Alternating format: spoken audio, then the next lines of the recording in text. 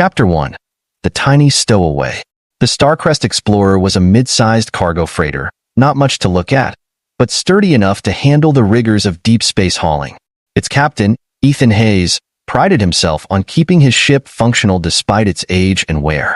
After years of running solo missions, he'd grown accustomed to the quiet hum of the ship and the solace of long stretches of unbroken starlight. However, solitude could only do so much for a man searching for purpose in the cold expanse of space. Ethan was returning from Vorthis Station, a bustling trade hub, with a cargo hold full of raw materials destined for a mining colony on Garas 4. The trip was uneventful, as usual, and Ethan had fallen into his routine. Coffee in hand, autopilot engaged, and a worn-out datapad flickering with an old Earth novel. But on the third day of the journey, the quiet routine of his life was shattered. An unusual discovery. Ethan first noticed something was wrong when he found a half-eaten ration pack on the galley counter. His eyebrows knit together as he inspected it, then checked the inventory log. Everything was accounted for, yet here was evidence of someone else on his ship. His pulse quickened. Stowaways weren't uncommon at bustling trade stations like Vorthis, but they brought trouble more often than not. He retrieved his plasma pistol from the cockpit and began a sweep of the ship, his steps cautious and deliberate. "All right," he called out, his voice firm but calm. "Whoever you are, you've got one chance to come out and explain yourself. Otherwise, I'll assume you're hostile." Silence. Ethan sighed, continuing his search. He checked the engine room, the storage lockers, even the crawl spaces beneath the main deck. Just as he was beginning to think he'd imagined the whole thing, he heard a faint rustling sound from the cargo bay. Quietly, he approached the source of the noise, his pistol raised. He flipped on the overhead lights and found nothing. Frowning, he stepped closer to a stack of crates, his ears straining for any sound. Then he saw her. Huddled between two crates was a tiny figure, no more than 4 feet tall, with pale, opalescent skin that shimmered faintly in the light. Her large, glowing eyes blinked at him in alarm, and her petite frame seemed to shrink even further as she pressed herself against the crates. "Don't shoot!" she squeaked, her voice high and musical. Ethan blinked, lowering his weapon slightly. "Who the hell are you?" I'm Lyra, and I'm not dangerous," she said quickly, her hands raised in a gesture of surrender. "I swear, I just needed a way off Vorthis." Ethan studied her for a moment, his initial wariness giving way to curiosity. She didn't look threatening, if anything. She looked fragile, her small frame trembling as she gazed up at him. "You're a stowaway," he said, his voice firm. "Do you have any idea how much trouble this could get me in?" Lyra's ears, which he now noticed were delicately pointed, drooped in shame. "I didn't have a choice. Please, I'll work to pay for the trouble. Just don't throw me out the airlock." Ethan sighed, running a hand through his hair. He didn't have the heart to turn her in, or worse. "Fine, but you're explaining everything right now?" Lyra's story. Over a shared meal in the galley, Lyra told Ethan her story. She was an Orin, a diminutive alien species known for their delicate features and empathic abilities. Despite their kind nature, the Orin were often looked down upon by larger, more physically imposing species. "I grew up on a colony planet called Saren 2, Lyra explained, her large eyes fixed on the table. "But life there was hard. My people are seen as weak, and I was treated like I didn't belong anywhere. I left to find something better, but—" Her voice trailed off, and she looked away, her shimmering skin flushing faintly. Ethan guessed the rest of the story wasn't a happy one. "Vorthis was my last stop," she continued after a moment. "I ran out of money and couldn't find work. No one takes an Orin seriously. I was desperate." Ethan frowned. "That still doesn't explain why you thought sneaking onto a stranger's ship was a good idea." Lyra's ears drooped again. "I didn't think you'd notice. I just needed to get to another station, where I could try again." Ethan leaned back in his chair, regarding her thoughtfully. Her situation tugged at something deep within him, a part of himself that knew what it was like to feel out of place, to search for something better and come up short. "You're lucky I'm not the kind of guy who shoots first and asks questions later," he said finally. "But if you're staying on my ship, you're pulling your weight." "Got it?" Lyra's eyes lit up, and she nodded vigorously. "Thank you. I'll do whatever you need, I promise." A tentative partnership. Over the next few days, Lyra proved to be surprisingly helpful. She quickly learned her way around the ship, assisting with repairs and maintenance. Despite her small size, she was nimble and resourceful, crawling into tight spaces Ethan couldn't reach and offering insights that belied her inexperience. Ethan couldn't help but be impressed by her determination. She worked tirelessly, eager to prove her worth, and her empathic abilities allowed her to anticipate his needs before he even voiced them. But as they settled into a routine, Ethan began to notice something else about Lyra. Beneath her quiet determination was a deep well of insecurity. She often downplayed her contributions, brushing off his praise with a self-deprecating comment. "I'm just small," she would say with a shrug. "Not much I can do." Ethan found himself growing increasingly frustrated not with her, but with the circumstances that had made her feel this way. It wasn't just her size that set her apart. It was the way she carried herself, like someone who had been told too many times that they didn't matter. One evening, as they sat together in the galley, Ethan decided to confront her. "Lyra," he said, his tone gentle but firm, "you're more capable than you give yourself credit for. I've seen it. Why don't you?" Lyra hesitated, her glowing eyes downcast. "Because no one else does. All my life, I've been told I'm too small, too weak, too insignificant." "That's bullshit," Ethan said bluntly. "You've done more for this ship in a few days than some crew members do in months. Don't let anyone make you feel like you're less than you are." Lyra looked up at him, her expression a mix of surprise and gratitude. "You really mean that?" Ethan nodded. "Yeah, I do. And I'm not just saying it to make you feel better. You've got a big heart, Lyra. That's what matters." For the first time since she'd come aboard, Lyra smiled a genuine, radiant smile that lit up her entire face. "Thank you, Ethan. That means more than you know." A new understanding. As the days turned into weeks, Ethan and Lyra's partnership deepened. What had begun as a reluctant alliance became something more, a friendship built on trust and mutual respect. Ethan found himself looking forward to their conversations, to the way Lyra's laughter brightened the ship's otherwise quiet corridors. And Lyra, in turn, began to see herself through Ethan's eyes, not as a small, insignificant being, but as someone with value and strength. But their newfound understanding would soon be tested, as an unexpected danger loomed on the horizon. Chapter 2. A Threat in the Void. The Starcrest explorer cruised steadily through the black void of space, its course set for Garas 4, a mining colony desperate for the materials in its hold. The ship felt different now, though. The once lonely corridors echoed with the quiet hum of a new energy. Lyra's presence. Ethan Hayes, the ship's captain, found himself growing accustomed to her company, her light steps, and her knack for filling the silences that had once been suffocating. An unexpected distress call. The hum of the ship's engines was interrupted by a sharp ping from the communications console. Ethan, seated in the cockpit, frowned and leaned forward to check the signal. "It's a distress beacon," he muttered, toggling the interface. "Looks like it's coming from a nearby transport ship." Lyra appeared in the doorway, her shimmering eyes wide with concern. "A ship in trouble? We have to help them." Ethan hesitated. His instincts told him to be cautious. Pirates often used fake distress signals to lure unsuspecting ships into traps. But as he glanced at Lyra, her earnest expression softened his resolve. "We'll check it out," he said, punching in the coordinates. "But if anything feels off, we're getting out of there." The Starcrest explorer altered course, heading toward the source of the beacon. Within minutes, the distressed vessel came into view, a medium-sized transport ship drifting aimlessly, its hull scorched and pockmarked with damage. "They've been hit hard," Ethan muttered. "Keep your guard up." Boarding the wreck, the explorer docked with the transport ship, and Ethan armed himself with a plasma pistol before opening the airlock. Lyra insisted on joining him, despite his protests. "If it's dangerous, you'll need backup," she argued, crossing her arms. "And I'm more useful than you think."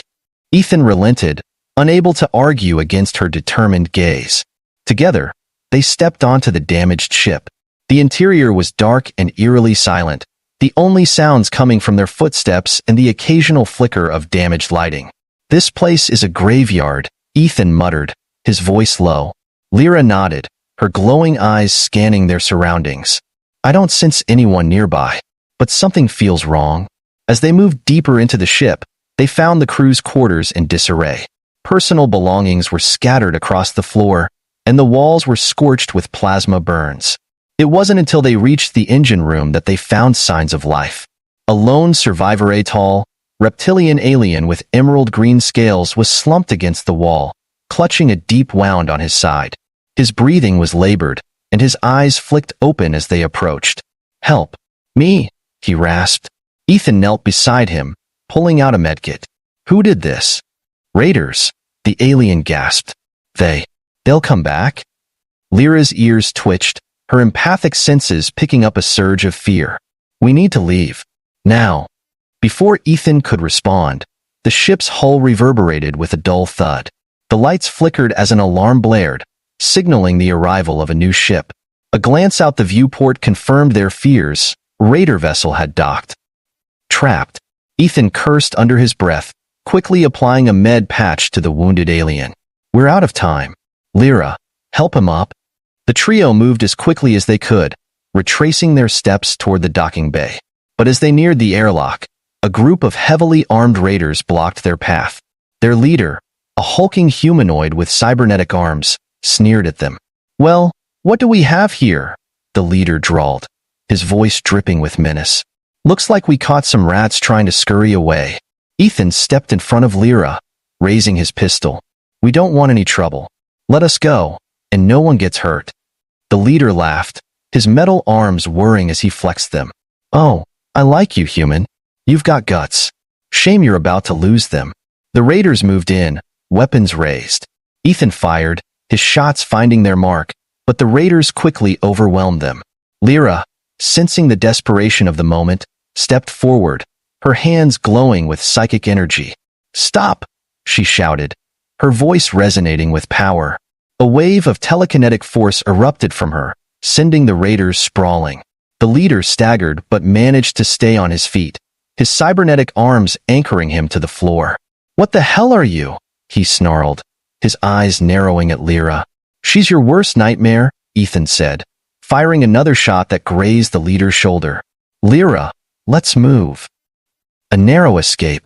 Lyra used her abilities to hold the remaining raiders at bay as they made their way back to the Starcrest Explorer. The wounded alien stumbled behind them, his strength fading with every step. By the time they reached the airlock, the raiders were hot on their heels. "Go, go, go!" Ethan shouted, helping the alien onto the ship. As soon as they were aboard, Lyra slammed the airlock shut and Ethan scrambled to the cockpit. The Explorer's engines roared to life, and the ship lurched forward, breaking free of the docking clamps. The raider vessel gave chase, its weapons firing bursts of plasma that rocked the Explorer. Ethan gritted his teeth, maneuvering the ship through the asteroid field surrounding the damaged transport. "Lyra, I need you in the engine room," he called out. "We're taking too much damage."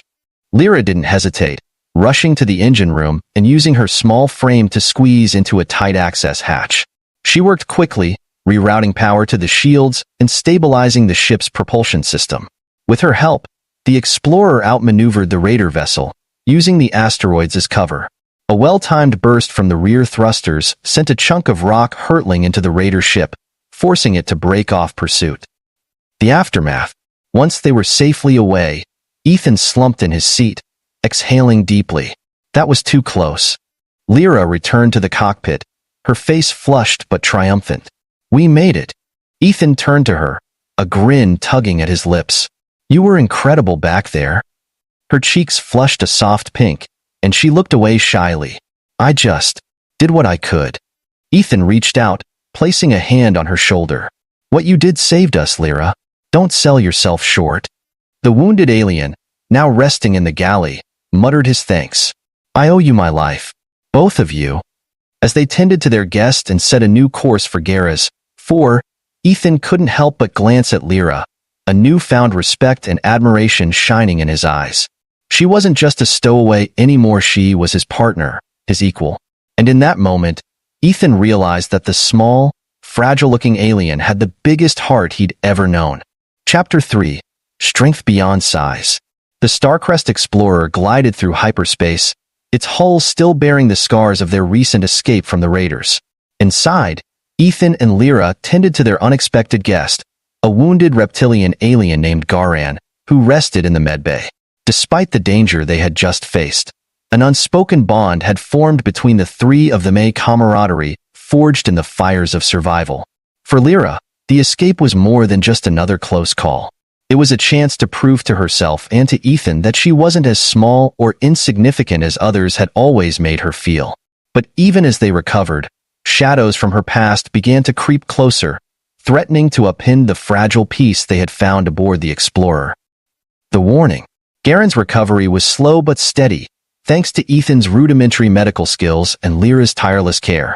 The reptilian alien sat upright in the medbay, his emerald scales gleaming under the fluorescent lights as he addressed his rescuers. "I owe you both a debt I can never repay," Garan said, his voice gravelly but sincere. "But I must warn you, the raiders you encountered weren't ordinary pirates." Ethan leaned against the doorway, his arms crossed. "Let me guess they're part of something bigger." Garan nodded. "The Drexer Syndicate. They control this sector and have ties to powerful factions across the galaxy. The ship you boarded wasn't just a random target, was carrying sensitive cargo meant for the Syndicate." Lyra's ears perked up, her eyes narrowing. "What kind of cargo?" Garan hesitated before answering. "Alarian artifacts. Ancient relics from your people, little one. That's why they're after you now. They saw your abilities. They'll stop at nothing to capture you." Ethan stiffened, his gaze shifting to Lyra. Why would they care about her abilities? "She's not Dash. She's more than you realize," Garan interrupted. "The Alarian race is rare and valuable. Their psychic powers can be harnessed, weaponized. To the Syndicate, she's worth more than any artifact." Lyra's face paled, her shimmering skin losing its usual glow. "They won't stop until they have me." Ethan stepped forward, his jaw clenched. "They'll have to go through me first." The past resurfaces. As Garan rested, Ethan and Lyra retreated to the cockpit. The weight of Garen's warning hung heavy between them, and for the first time, Ethan saw a vulnerability in Lyra that she had worked so hard to hide. "You've been running for a long time, haven't you?" Ethan asked gently. Lyra nodded, her glowing eyes fixed on the stars outside. "Ever since I left Saren II. My people are peaceful, but we've been hunted for centuries because of what we can do. I thought if I stayed small, stayed invisible, I could escape it, but I was wrong." Ethan reached out, his hand brushing hers. "You're not invisible to me, Lyra, and you're not alone anymore." She looked up at him, her expression a mix of gratitude and fear. "You don't understand, Ethan. The Syndicate doesn't just want me, they want to use me, to control me. And if they succeed—" "They won't," Ethan said firmly. "I won't let them." Lyra's eyes softened, but doubt lingered in her voice. "I don't know if I'm strong enough." Ethan smiled faintly. "You've already proven you're stronger than you think. Now we just need to show them." A trap set. With Garen's help, Ethan and Lyra devised a plan to strike back against the Drexer Syndicate before they could strike first. Their target was the Ravic Nexus, a Syndicate-controlled relay station that served as a hub for communication and logistics. "If we take out the Nexus," Garan explained, "we can cut off their ability to coordinate. It won't stop them entirely, but it'll buy you time to escape their reach." Ethan frowned, studying the schematics Garan had pulled up on the ship's holoscreen. "That place is a fortress. How are we supposed to get in?" Lyra stepped forward, her glowing eyes filled with determination. "I'll create a distraction. If they see me, they'll focus all their attention on capturing me. That'll give you the time you need to disable the station." Ethan shook his head. "No way. It's too dangerous." "It's the only way," Lyra insisted. "They're after me, Ethan. Let me use that to our advantage." Garan nodded in agreement. "She's right. Her abilities can keep them occupied long enough for you to plant the explosives and get out." Ethan hesitated, his instinct screaming against the idea of putting Lyra in harm's way. But as he looked into her determined gaze, he realized there was no changing her mind. "All right," he said reluctantly, "but we do this together. No one gets left behind." The Ravic Nexus. The Starcrest Explorer approached the Ravic Nexus under the cover of an asteroid field, its systems cloaked to avoid detection. Ethan and Lyra suited up, their expressions grim as they prepared for the mission ahead. "You sure about this?" Ethan asked as they stood in the airlock. Lyra smiled faintly. "I've never been more sure." The airlock hissed open, and the pair launched themselves toward the station, using maneuvering thrusters to glide through the void. They landed on the station's exterior, attaching themselves to the hull with magnetic boots. Inside, the station was a hive of activity. Syndicate operatives moved through the corridors, their weapons at the ready. Lyra stepped into view, her small frame a stark contrast to the towering figures around her. "There she is!" one of the operatives shouted. Chaos erupted as Lyra unleashed a burst of psychic energy, sending her pursuers scattering. The station's alarms blared, drawing more attention to her as Ethan slipped through the shadows, planting explosives on the station's critical systems. Strength beyond size. Lyra fought with a ferocity that belied her small stature, using her abilities to outmaneuver and overpower the syndicate operatives. For the first time, she felt the full extent of her strength, not just her psychic powers, but her courage, her resolve. Ethan worked quickly, his hands steady as he armed the final explosive. "Lyra, I'm done. Get to the rendezvous point." Lyra heard his voice through the comms and began to retreat, her movements graceful and precise. But as she neared the airlock, a massive figure stepped into her path. "Going somewhere?" the syndicate enforcer growled, his cybernetic arms gleaming. Lyra stood her ground, her glowing eyes meeting his. "You can't stop me." The enforcer lunged, but Lyra was faster. She dodged his attack, channeling her energy into a concentrated blast that sent him crashing into the wall. For a moment, the room was silent. "Lyra!" Ethan's voice broke the tension. "Now!" She turned and sprinted toward the airlock, reuniting with Ethan just as the explosives detonated. The station shuddered violently, its systems failing as the pair launched themselves back to the Explorer. A new beginning. As the Ravic nexus disintegrated behind them, the Starcrest Explorer soared into hyperspace. In the cockpit, Ethan turned to Lyra, a wide grin on his face. "You were incredible," he said. "I don't know how you do it." Lyra smiled, her cheeks flushing faintly. "I had help." Ethan reached out, taking her hand in his. "Lyra, you're not just strong, you're extraordinary. And I'm lucky to have you by my side." Lyra's eyes shimmered with emotion as she squeezed his hand. "Thank you, Ethan, for seeing me." In the vast expanse of space, two unlikely companions had found strength in each other. Together, they faced whatever challenges lay ahead, knowing that no force in the galaxy could stand against a heart as big as Lyra's. Chapter 4. Love Among the Stars. The Starcrest Explorer cruised through hyperspace, leaving behind the smoldering ruins of the Ravic Nexus. The mission had been a success. The Drexer Syndicate's coordination was crippled, and for the first time in what felt like forever, Lyra could breathe. But while the physical danger had subsided, something new stirred between her and Ethan Hayes, the human captain who had not only protected her, but also helped her realize her worth. As the soft hum of the ship's engines filled the air, the two sat in the cockpit, the stars streaking past them like silver threads in the void. For a while, neither spoke, content to sit in the stillness of their shared victory.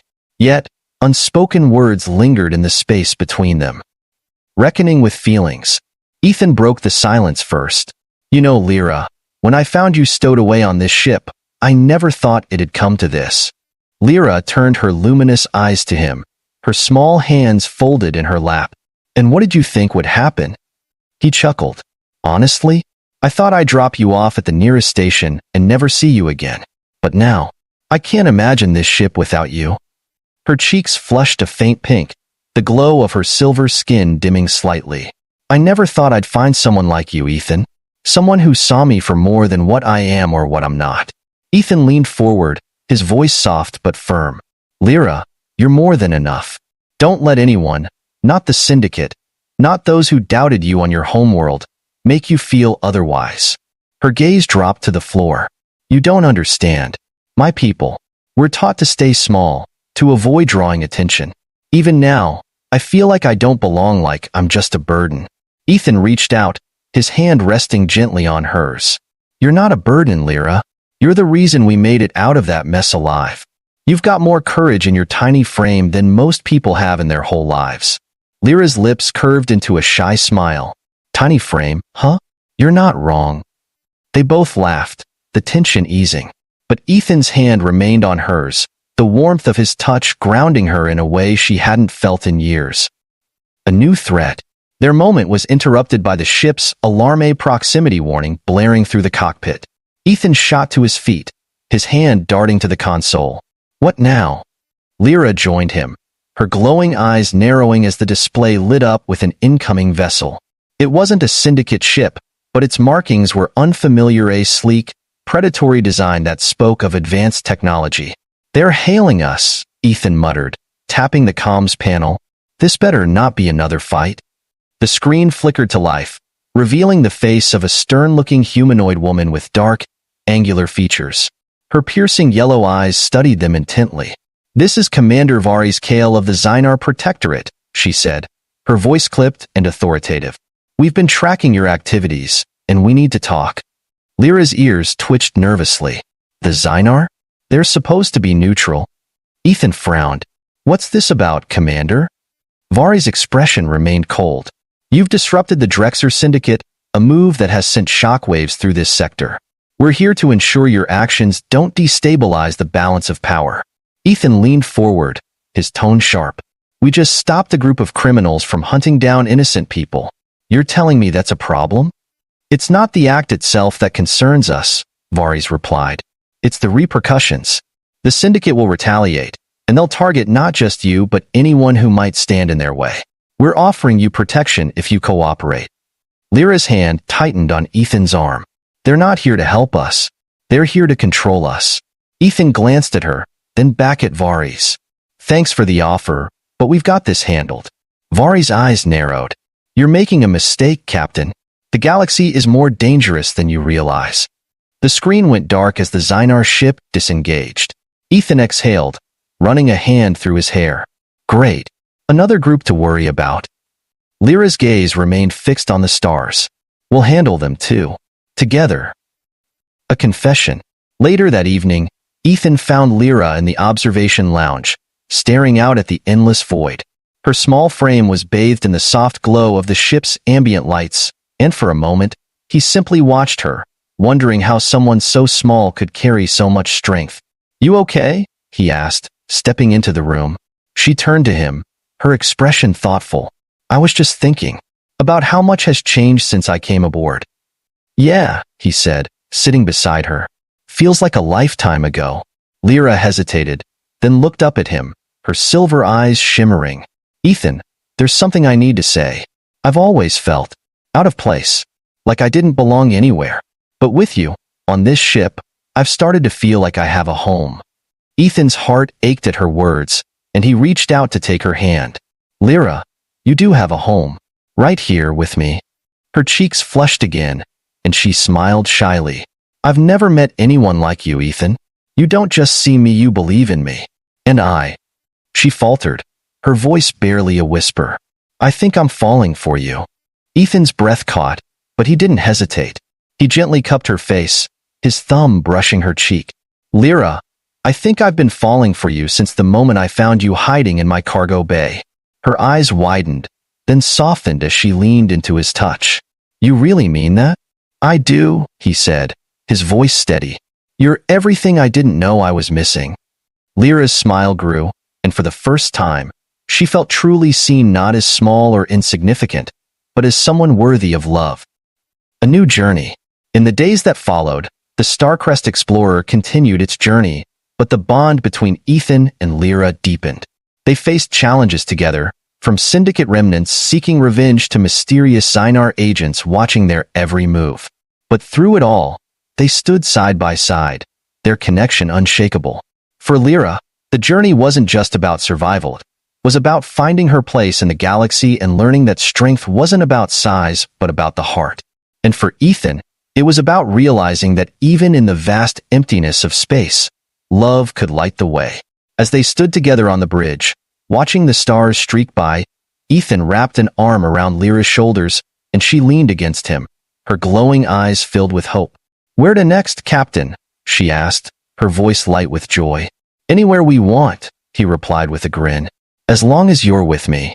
and together, they set their course for the unknown, ready to face whatever the galaxy had in store.